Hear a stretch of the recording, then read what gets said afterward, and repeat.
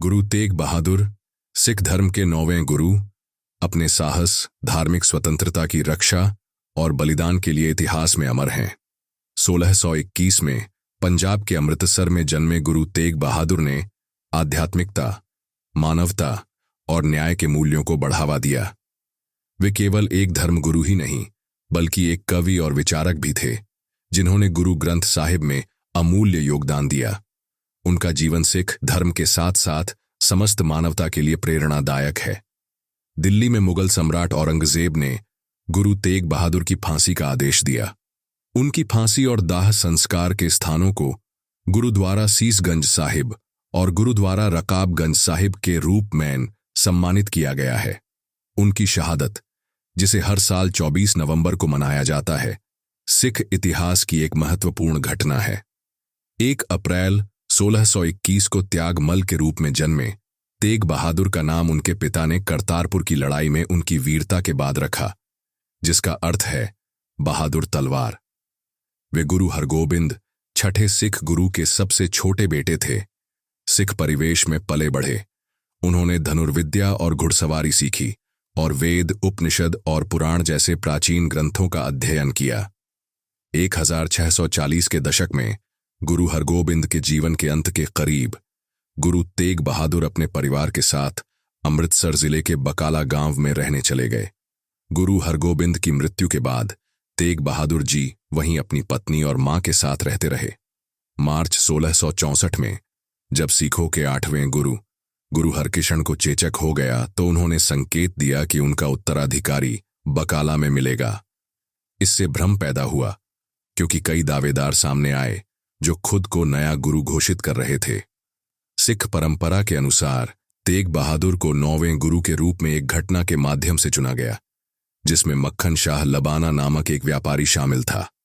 मक्खन शाह लबाना अपने सामान के साथ समुद्र में व्यापार करने जा रहे थे।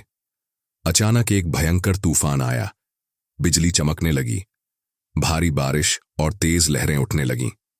उनके जहाज के डूबने का खतरा था। उन्होंने अपनी आंखें बंद की और पूरी आत्मा से गुरु नानक से प्रार्थना की, अगर आपकी ज्योति अभी भी इस धरती पर है तो मुझे इस तूफान से बचा लो, मैं 500 सोने के सिक्के चढ़ाऊंगा। तभी एक चमत्कार हुआ, तूफान थम गया और समुद्र शांत हो गया। माखन शाह ने इसे गुरु की कृपा माना। जब वे भूमि पर पहुंचे तो उन्होंने गुरु को खोजने का निश्चय किया। उन्हें पता था कि गुरु सोढ़ी परिवार में होंगे। एक सिख ने उन्हें बताया, जब गुरु हरकिशन का देहांत हुआ तो उन्होंने कोई नया गुरु नियुक्त नहीं किया, बस इतना कहा, बाबा बकाला। मक्खन शाह बकाला पहुंचे और देखा कि कई लोग खुद को गुरु बता रहे थे। मक्खन शाह ने उन सभी गुरुओं से भेंट की। वे झुककर उन्हें 5 सोने के सिक्के देते और कहते, गुरुजी, आपने मेरा जहाज और मेरे लोग बचाए, यह आपकी भेंट है। वे सभी आशीर्वाद देने का नाटक करते और माखन शाह वहां से चले जाते। एक दिन उन्होंने पूछा, क्या यहां और कोई बाबा है? इनमें से कोई असली गुरु नहीं है। किसी ने बताया, एक और हैं, वे गुरु हरगोबिंद के पुत्र हैं और उनका नाम तेग बहादुर है, लेकिन वे साधु जैसे हैं और लोगों से नहीं मिलते। मक्खन शाह ने कहा, मुझे उनसे मिलना है, वे कहां रहते हैं? मक्खन शाह ने जब गुरु तेग बहादुर से मुलाकात की तो गुरु ने बिना बताए ही 500 सोने के सिक्कों का जिक्र किया, जिससे उनकी असलियत की पुष्टि हुई। मक्खन शाह ने छत से घोषणा की, मुझे गुरु मिल गए। अगस्त 1664 में दीवान दरगाह मल की अगुवाई में एक सिख सभा ने तेग बहादुर जी को 9वें गुरु के रूप में औपचारिक रूप से नियुक्त किया। गुरु तेग बहादुर ने गुरु नानक के उपदेशों को भारत के विभिन्न हिस्सों में फैलाने के लिए व्यापक यात्रा की। उन्होंने सिख मंदिर और लंगर स्थापित किए। असम में उनकी यात्रा के दौरान पटना में उनके पुत्र गुरु गोबिंद सिंह का जन्म हुआ। उन्होंने बंगाल के राजा राम सिंह और अहोम राज्य के राजा चक्रध्वज के बीच शांति स्थापित की। बाद में उन्होंने बिलासपुर की रानी चंपा से भूमि लेकर हिमालय की तलहटी में आनंदपुर साहिब शहर की स्थापना की।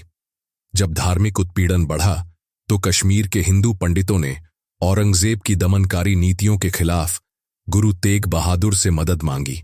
सिख परंपरा के अनुसार गुरु ने उनकी धार्मिक स्वतंत्रता की रक्षा करने का निश्चय किया। उन्हें रोपड़ में गिरफ्तार किया गया और सिरहिंद में कैद किया गया, फिर दिल्ली स्थानांतरित किया गया। वहां उन्हें चमत्कार करने या इस्लाम अपनाने के लिए मजबूर किया गया।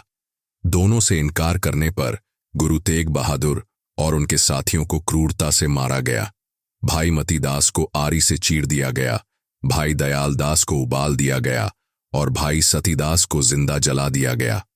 गुरु तेग बहादुर को 11 नवंबर 1675 को चांदनी चौक में शहीद किया गया। गुरु तेग बहादुर ने अपने जीवन और बलिदान से यह संदेश दिया कि धार्मिक स्वतंत्रता हर व्यक्ति का अधिकार है और इसके लिए प्राणों की आहुति भी कम है। उनकी शहादत ने सिख धर्म के साथ साथ भारत के इतिहास में एक अमिट छाप छोड़ी। आज भी उनकी स्मृति में बनाए गए गुरुद्वारे और उनकी शिक्षाएं न केवल सिख समुदाय बल्कि संपूर्ण मानवता को प्रेरित करती हैं। उनका जीवन हमें सिखाता है कि सत्य, धर्म और मानवता की रक्षा के लिए हर चुनौती का सामना करना चाहिए। अगर आपको यह वीडियो पसंद आया हो तो इसे लाइक करें, अपने दोस्तों और परिवार के साथ शेयर करें और हमारे चैनल को सब्सक्राइब करना न भूलें। धन्यवाद।